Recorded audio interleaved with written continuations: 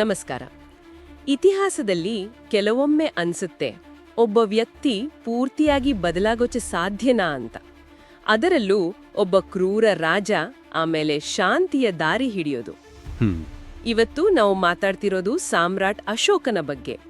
ಅವನ ಕಥೆ ನಿಜಕ್ಕೂ ಒಂದು ರೋಚಕ ಪರಿವರ್ತನೆಯ ಕಥೆ ಅಲ್ವಾ? ಕೇವಲ ಕಥೆ ಅಲ್ಲ, ಆಳವಾದ ವಿಶ್ಲೇಷಣೆ ಮಾಡೋಣ. ಖಂಡಿತ. ನಾವಿವತ್ತು ಕೇವಲ ಕೇಳಿ ಬಂದ ಕಥೆಗಳನ್ನಲ್ಲ, ಮುಖ್ಯವಾಗಿ ಅಶೋಕನ ಶಾಸನಗಳು ಅಂದ್ರೆ ಕಲ್ಲಿನಲ್ಲಿ ಕೆತ್ತಿರೋ ಅವನದೇ ಮಾತುಗಳು ಮತ್ತೆ ರೋಮಿಲಾ ಥಾಪರ್ ಅವರಂತಹ ಇತಿಹಾಸಕಾರರ ಸಂಶೋಧನೆಗಳ ಆಧಾರದ ಮೇಲೆ ಮಾತಾಡೋಣ. ಸರಿ, ಹಾಗಾದ್ರೆ ಶುರು ಮಾಡೋಣ. ಮೊದಲಿಗೆ ಅಶೋಕ ಯಾರು ಅಂದ್ರೆ ಮೌರ್ಯ ಸಾಮ್ರಾಜ್ಯದ ಎಷ್ಟನೇ ರಾಜ ಅವನು? ಅಶೋಕ ಮೌರ್ಯ ಸಾಮ್ರಾಜ್ಯದ 3ನೇ ಚಕ್ರವರ್ತಿ. ಕ್ರಿಸ್ತಪೂರ್ವ ಸುಮಾರು 268ರಲ್ಲಿ ಅಧಿಕಾರಕ್ಕೆ ಬಂದ.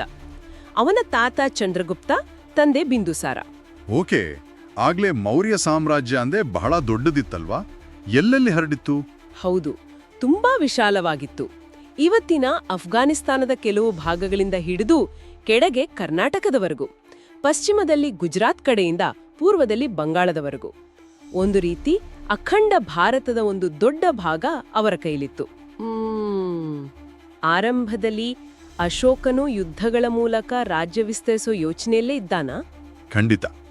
ಆರಂಭದಲ್ಲಿ ಅವನು ಒಬ್ಬ ಮಹತ್ವಾಕಾಂಕ್ಷಿ ರಾಜನೇ. ತನ್ನ ಪೂರ್ವಜರಂತೆಯೇ ಸಾಮ್ರಾಜ್ಯವನ್ನ ಇನ್ನೂ ಬಲಪಡಿಸಬೇಕು, ವಿಸ್ತರಿಸಬೇಕು ಅನ್ನೋ ಗುರಿಯಿತ್ತು. ಆದ್ರೆ ಆಮೇಲೆ ಎಲ್ಲವೂ ಬದಲಾಗಿದ್ದು ಆ ಕಳಿಂಗ ಯುದ್ಧದ ನಂತರ ಅಂತ ಹೇಳ್ತಾರೆ. ನಿಜವಾಗ್ಲೂ ಆ ಯುದ್ಧ ಅಷ್ಟು ದೊಡ್ಡ ಇಂಪ್ಯಾಕ್ಟ್ ಮಾಡಿತ್ತಾ? ಹೌದು, ಖಂಡಿತವಾಗಿಯೂ. ಕ್ರಿಸ್ತಪೂರ್ವ 261ರಲ್ಲಿ ನಡೆದ ಕಳಿಂಗ ಅಂದ್ರೆ ಇವತ್ತಿನ ಒಡಿಶಾ ಮೇಲಿನ ಯುದ್ಧ ಅವನ ಜೀವನದ ಒಂದು ಟರ್ನಿಂಗ್ ಪಾಯಿಂಟ್. ಇದನ್ನ ನಾನಷ್ಟೇ ಹೇಳ್ತಿಲ್ಲ, ಸ್ವತಃ ಅಶೋಕನೇ ತನ್ನ 13ನೇ ಶಿಲಾಶಾಸನದಲ್ಲಿ ಇದರ ಬಗ್ಗೆ ತುಂಬಾ ವಿವರವಾಗಿ ಬರೆಸಿದ್ದಾನೆ. ಓ, ಶಾಸನದಲ್ಲೇ ಇದೆಯಾ? ಏನ್ ಹೇಳುತ್ತೆ ಅದು? ಅದರಲ್ಲಿ ಸ್ಪಷ್ಟವಾಗಿ ಹೇಳಿದ್ದಾನೆ, ಆ ಯುದ್ಧದಲ್ಲಿ 1 ಲಕ್ಷಕ್ಕೂ ಹೆಚ್ಚು ಜನ ಸತ್ರು, 1.5 ಲಕ್ಷ ಜನರನ್ನ ಸೆರೆ ಹಿಡಿದು ಬೇರೆ ಕಡೆ ಕಳಿಸಲಾಯಿತು. ಅದಕ್ಕಿಂತ ಹೆಚ್ಚು ಜನ ಯುದ್ಧದ ನಂತರದ ರೋಗ, ಹಸಿವಿನಿಂದ ಸತ್ರು ಅಂತ. ಅಬ್ಬಾ, 1 ಲಕ್ಷ ಸಾವು! ಆ ಕಾಲಕ್ಕೆ ಅದು ಊಹಿಸಲು ಆಗದ್ದು. ನಿಜ. ಆ ಭೀಕರತೆ, ಆ ಹಿಂಸೆ, ಆ ಸಾವು ನೋವುಗಳು ಅಶೋಕನ ಮನಸ್ಸಿನ ಮೇಲೆ ಬಹಳ ಆಳವಾದ ಪರಿಣಾಮ ಬೀರ್ತು. ಅವನಿಗೆ ತೀವ್ರವಾದ ಪಶ್ಚಾತ್ತಾಪ ಆಯಿತು. ಆ ಪಶ್ಚಾತ್ತಾಪವೇ ಅವನನ್ನ ಬೌದ್ಧ ಧರ್ಮದ ಕಡೆಗೆ ಸೆಳೆಯಿತಾ ಅಥವಾ ಬೇರೆ ಏನಾದರೂ ಕಾರಣಗಳಿದ್ವಾ?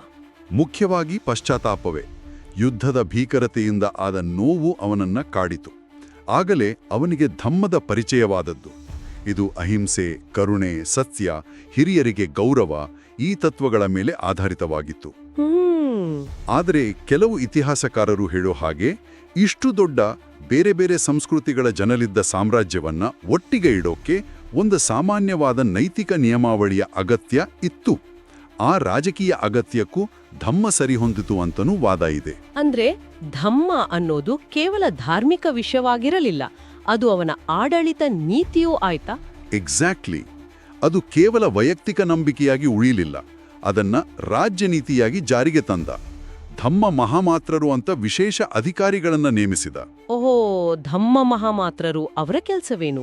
ಅವರ ಕೆಲಸ ಕೇವಲ ಧರ್ಮ ಬೋಧಿಸುವುದಷ್ಟೇ ಅಲ್ಲ, ಜನರ ಕಷ್ಟ ಸುಖ ನೋಡ್ಕೊಳ್ಳೋದು, ನ್ಯಾಯ ಸಿಗೋ ಹಾಗೆ ನೋಡೋದು, ಸಮಾಜದಲ್ಲಿ ಶಾಂತಿ ಕಾಪಾಡೋದು, ದಾನ ಧರ್ಮಗಳನ್ನು ನೋಡ್ಕೊಳ್ಳೋದು, ಹೀಗೆ ಹಲವು ಜವಾಬ್ದಾರಿಗಳಿದ್ವು. ಇದು ಒಂದು ರೀತಿ ಕಲ್ಯಾಣ ರಾಜ್ಯದ ಕಲ್ಪನೆ ತರಹ ಕೇಳಿಸತ್ತೆ. ಆಸ್ಪತ್ರೆ, ರಸ್ತೆ, ಮರ ಇವೆಲ್ಲ. ಹೌದು, ಅವನು ಮನುಷ್ಯರಿಗಷ್ಟೇ ಅಲ್ಲ, ಪ್ರಾಣಿಗಳಿಗೂ ಆಸ್ಪತ್ರೆಗಳನ್ನ ಕಟ್ಟಿಸಿದ. ಪ್ರಯಾಣಿಕರಿಗೆ ಅನುಕೂಲವಾಗಲಿ ಅಂತ ರಸ್ತೆ ಬದಿ ಮರಗಳನ್ನು ನೆಡೆಸಿದ, ಅಲ್ಲಲ್ಲಿ ಬಾವಿಗಳನ್ನು ತೋಡಿಸಿದ, ಪ್ರಾಣಿ ಬಲಿಯನ್ನ ನಿಯಂತ್ರಿಸಿದ. ಇವೆಲ್ಲ ಅವನ ಧಮ್ಮ ನೀತಿಯ ಭಾಗವೇ ಆಗಿತ್ತು. ತಾನು ಬೌದ್ಧ ಧರ್ಮ ಸ್ವೀಕರಿಸಿದ ಮೇಲೆ ಬೇರೆ ಧರ್ಮಗಳನ್ನ ಹೇಗೆ ನಡೆಸ್ಕೊಂಡ? ಆಗಿನ ಕಾಲದಲ್ಲಿ ಧಾರ್ಮಿಕ ಸಹಿಷ್ಣುತೆ ಅನ್ನೋದು ಇತ್ತಾ? ಇದು ತುಂಬಾ ಮುಖ್ಯವಾದ ಪ್ರಶ್ನೆ. ಅಶೋಕ ಬೌದ್ಧ ಧರ್ಮವನ್ನ ಪ್ರೋತ್ಸಾಹಿಸಿದ ನಿಜ. ಅದಕ್ಕಾಗಿ ಪ್ರಚಾರಕರನ್ನು ಬೇರೆ ದೇಶಗಳಿಗೂ ಕಳಿಸಿದ, ಶ್ರೀಲಂಕಾ, ಮಧ್ಯ ಏಷ್ಯಾ ಕಡೆಗೆಲ್ಲ. ಆದರೆ ಅವನು ಬೇರೆ ಧರ್ಮಗಳನ್ನ ದ್ವೇಷಿಸಲಿಲ್ಲ ಅಥವಾ ಕಡೆಗಣಿಸಲಿಲ್ಲ. ಅವನ 12ನೇ ಶಿಲಾಶಾಸನ ಇದಕ್ಕೊಂದು ಒಳ್ಳೆ ಉದಾಹರಣೆ. ಅದರಲ್ಲಿ ಅವನು ಎಲ್ಲಾ ಪಂಥಗಳ ಸಾರ ಒಂದೇ, ಎಲ್ಲರೂ ತಮ್ಮ ಧರ್ಮವನ್ನಷ್ಟೇ ಹೊಗಳದೆ ಬೇರೆ ಧರ್ಮಗಳ ಬಗ್ಗೆನೂ ಗೌರವ ಇಟ್ಕೋಬೇಕು, ಸಂಯಮದಿಂದ ಇರಬೇಕು ಅಂತ ಹೇಳಿದಾನೆ. ಅಂದ್ರೆ ಬೇರೆಯವರ ಧರ್ಮವನ್ನ ಟೀಕಿಸಬಾರದು ಅಂತ ಹೇಳಿದ್ನಾ? ಹೌದು. ಇನ್ನೊಂದು ಧರ್ಮವನ್ನ ಕಾರಣವಿಲ್ಲದೆ ತೆಗಳುವುದರಿಂದ ತನ್ನ ಸ್ವಂತ ಧರ್ಮಕ್ಕೆ ಹಾನಿ ಮಾಡಿಕೊಂಡಂತೆ ಅಂತ ಎಚ್ಚರಿಸಿದ್ದಾನೆ. ಇದು ಆ ಕಾಲಕ್ಕೆ ಒಂದು ಎಕ್ಸ್ಟ್ರಾರ್ಡಿನರಿ ನಿಲುವು. ನಿಜಕ್ಕೂ ಇವತ್ತಿಗೂ ನಾವು ಅಶೋಕನ ಕುರುಹುಗರನ್ನ ನಮ್ಮ ಸುತ್ತಮುತ್ತ ನೋಡ್ತೀವಿ ಅಲ್ವಾ? ಇದು ಖಂಡಿತ. ಅತ್ಯಂತ ಪ್ರಮುಖವಾದದ್ದು ಅಂದ್ರೆ ನಮ್ಮ ರಾಷ್ಟ್ರೀಯ ಲಾಂಛನ, ಸಾರನಾಥದ ಸ್ತಂಭದ ಮೇಲಿರುವ 4 ಸಿಂಹಗಳು, ಅದು ಅಶೋಕನ ಕಾಲದ್ದು. ಹೌದು. ಮತ್ತೆ ನಮ್ಮ ಧ್ವಜದಲ್ಲಿರುವ ಚಕ್ರ, ಅದೇ ಅಶೋಕ ಚಕ್ರ ಅಥವಾ ಧಮ್ಮಚಕ್ರ, ಅದು ಅವನ ಧರ್ಮದ ಸಂಕೇತ.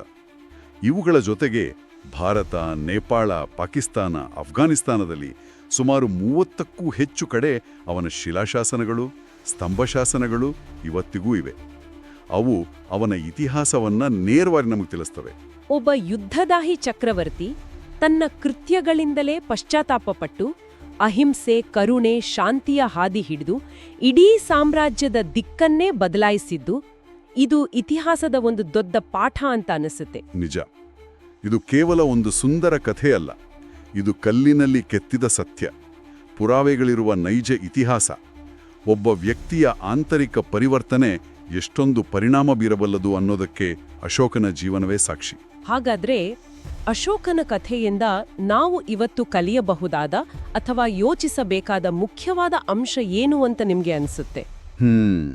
ಬಹುಶಃ ಇದು ಒಬ್ಬ ನಾಯಕನ ವೈಯಕ್ತಿಕ ನೈತಿಕತೆ, ಅವನ ಅಥವಾ ಅವಳ ಆಂತರಿಕ ಬದಲಾವಣೆ ಒಂದು ದೇಶದ ಅಥವಾ ಸಾಮ್ರಾಜ್ಯದ ನೀತಿಗಳ ಮೇಲೆ, ಇತಿಹಾಸದ ಗತಿಯ ಮೇಲೆ ಎಷ್ಟು ದೊಡ್ಡ ಪ್ರಭಾವ ಬೀರಬಹುದು ಅನ್ನೋದು. ಅಧಿಕಾರ ಮತ್ತು ನೈತಿಕತೆ ಇವೆರಡೂ ಜತೆಯಾಗಿ ಹೋಗಲು ಸಾಧ್ಯವೇ? ಹೋದರೆ ಹೇಗೆ ಅನ್ನೋ ಪ್ರಶ್ನೆಯನ್ನ ಅಶೋಕನ ಕಥೆ ಇವತ್ತಿಗೂ ನಮ್ಮ ಮುಂದಿಡುತ್ತೆ.